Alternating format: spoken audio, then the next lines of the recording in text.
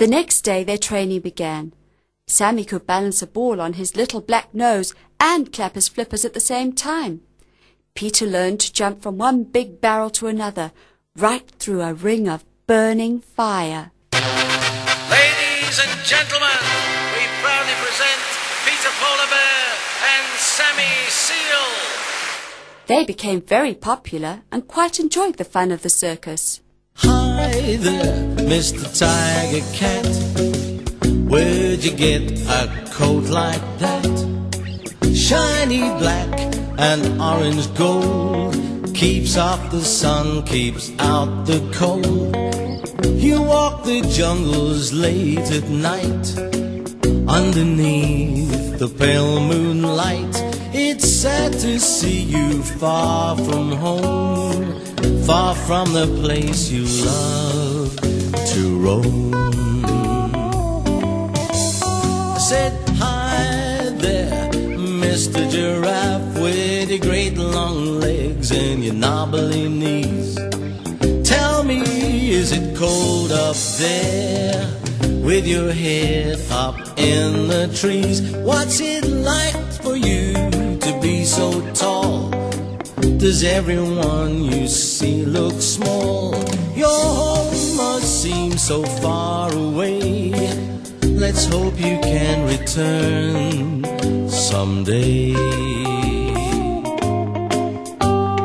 Hi there, Mr. Lion, you look so cool and proud and strong. Your kingdom seems so far away, so far from where you do belong. From that look I see upon your face, I know how you feel about this place. If it's any comfort at all to you, I also feel the same way too. There's just one place we should all be, that's back at home and roaming free.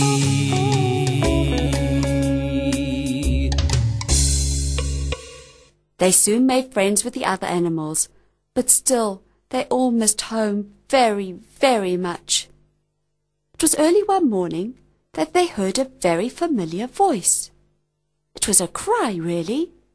They looked at each other and both said at the same time, "That sounds like Sydney."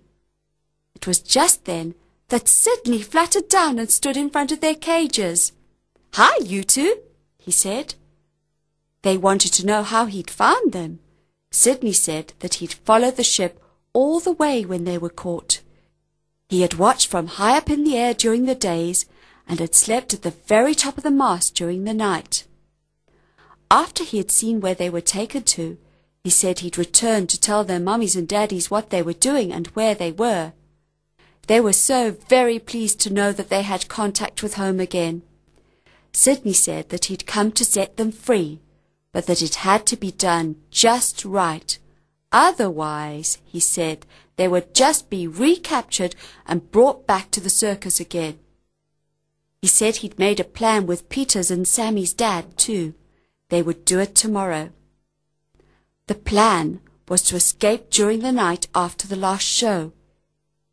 Everyone would be asleep. Then it would give the little friends time to get far away from the circus.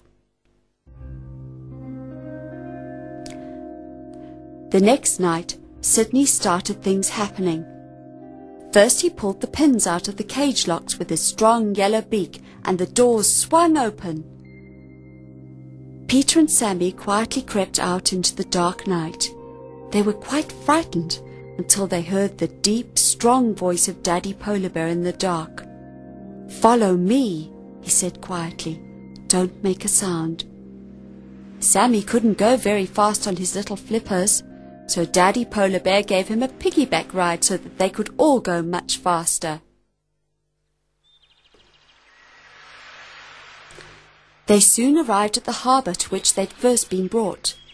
The familiar smell of oil and fish reminded them how much they wanted to get away and go home, but they were too small to swim all that way. "Over here!" called a voice in the darkness. It was Sammy's daddy with a little red wooden fishing boat. He had a rope gripped in his mouth, and the plan was for the two daddies to tow the little ones across the big ocean until they reached the North Pole again. Sydney would guide them from the air, because he was good at that. Peter and Sammy were soon aboard the little red boat, and Sammy's dad climbed in too.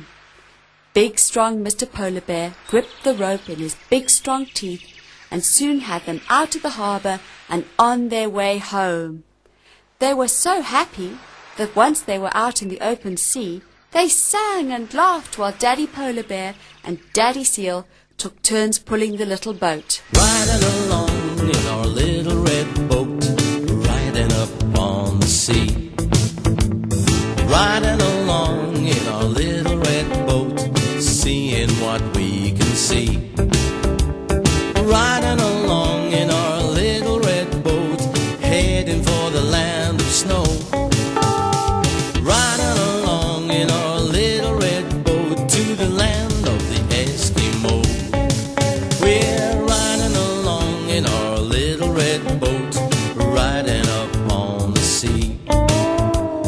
Riding along in our little red boat, seeing what we can see.